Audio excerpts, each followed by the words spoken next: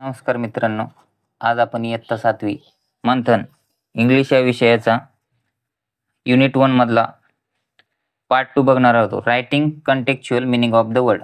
म्हणजे तुम्हाला अर्थपूर्ण शब्द ओळखायचा आहे त्याच्या रिलेटेड. तर आपण मॉडेल क्वेश्चन बघूया, त्यानंतर एक्सरसाइज 2 सोडून घेऊया. हे मंथनच्या स्पर्धा परीक्षेच्या दृष्टीने एकदम महत्त्वाचं आहे, ते आपण 1 बाय 1 सोडून घेऊया. पहिलं काय क्वेश्चन, आता मॉडेल क्वेश्चन काय दिलं त्यांनी, find out the correct contextual meaning for the word. म्हणजे कंट्री साईड हा शब्द आहे ना, त्यासाठी कंटेक्च्युअल मीनिंग चा शब्द तुम्हाला ओळखायचा आहे. तर तो आपण बघूया. साईड ऑफ कंट्री नाही, कंट्री विथ साईड नाही, रुरल साईड बरोबर. रुरल साईड म्हणजे काय, ग्रामीण भाग. कंट्री साईडच्या बाजूला काय असतोय, ग्रामीण भाग असतो बरोबर. तर आपला पर्याय क्रमांक 3 हा बरोबर आहे. आता आपण एक्सरसाइज सोडून घेऊया, 1 बाय 1 बघूया. काय, Venkatesh attend his lecture once in a blue moon. म्हणजे जो व्यंकटेश नावाचा मुलगा आहे तो नाही काय ना, व्याख्यान कसं अटेंड करतो, एकदम धूमधडाक्यात अटेंड करतो. आता त्याचाच अर्थ काय होतं ते बघूया. ऑफन नाही, नीट म्हणलं नाही, हार्डली हो, हार्डली हा पर्याय त्याचा बरोबर आहे. ऑर्डरली म्हणजे क्रमाने नाही, तर पर्याय क्रमांक 3 याचं उत्तर आहे. Once in a blue moon म्हणजे काय, हार्डली. आता 2 नंबरचा आपण क्वेश्चन बघूया. The company office is just a stone's throw from circle. म्हणजे काय, कंपनीचं जे ऑफिस आहे ते किती लांब आहे, स्टोन थ्रो फ्रॉम सर्कल म्हणजे वर्तुळाच्या बाहेर दगड फेकणे इतके जवळ आहे. त्याचा अर्थ काय होईल ते बघूया आपण. आता अ व्हेरी लॉंग डिस्टन्स, खूप लांब अंतर आहे का, नाही. शॉर्ट डिस्टन्स बरोबर, खूप छोटं अंतर आहे.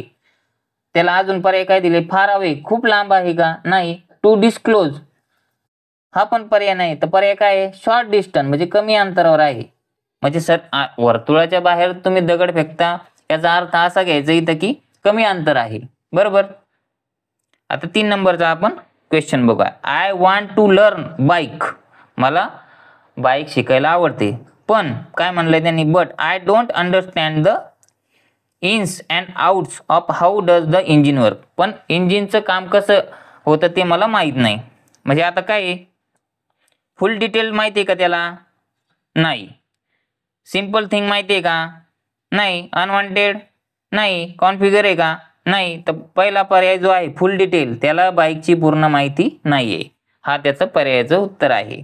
आता आपण 4 नंबरचा क्वेश्चन बघूया. Book publishing process is in full swing. म्हणजे एकदम वेगाने. After declaration of syllabus.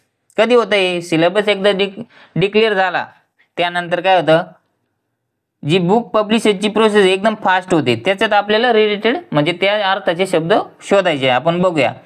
Moving quickly हा एक पर्याय येईल बरं का, एकदम फास्टली ना. स्लो इम्पॅक्ट आहे का, नाही, हा पर्याय येणार नाही. व्हेरी ॲक्टिव्ह बरोबर, व्हेरी ॲक्टिव्ह हा पण एक पर्याय आहे. ॲक्सेसिबल हा पर्याय नाही आहे. तर पर्याय 2 आपल्याला भेटले इथं, मूव्हिंग क्विकली एकदम फास्ट आणि व्हेरी ॲक्टिव्ह, हे 2 पर्याय त्याचे बरोबर आहे. आता 5 नंबरचा क्वेश्चन बघूया आपण. I will try to take into account all the thing that are important in a situation like this. म्हणजे अशा परिस्थितीमध्ये मी काय करेल, अशा गोष्टी विचार करण्याचा प्रयत्न करेल. विचाराच्या रिलेटेड तुम्हाला शब्द ओळखायचा आहे. आता तो आपण आहोत. टू निग्लेक्ट म्हणजे तुम्ही नाही काय ना, विसरून जाणार का, सोडून देणार का, नाही. टू फॉरगिव्ह तुम्ही माफ करणार का, नाही. टू रिझाईन तुम्ही राजीनामा देणार का, नाही. तर पर्याय काय, टू कन्सिडर तुम्ही त्याच्यावर विचार करणार बरोबर. हे त्याचं उत्तर आहे. ठीक आहे. अशा प्रकारे आपला एक्सरसाइज 2 कंप्लीट झालाय. आता नेक्स्ट टॉपिक आपण नेक्स्ट व्हिडिओमध्ये एक्सरसाइज 3 सोडून घेऊया.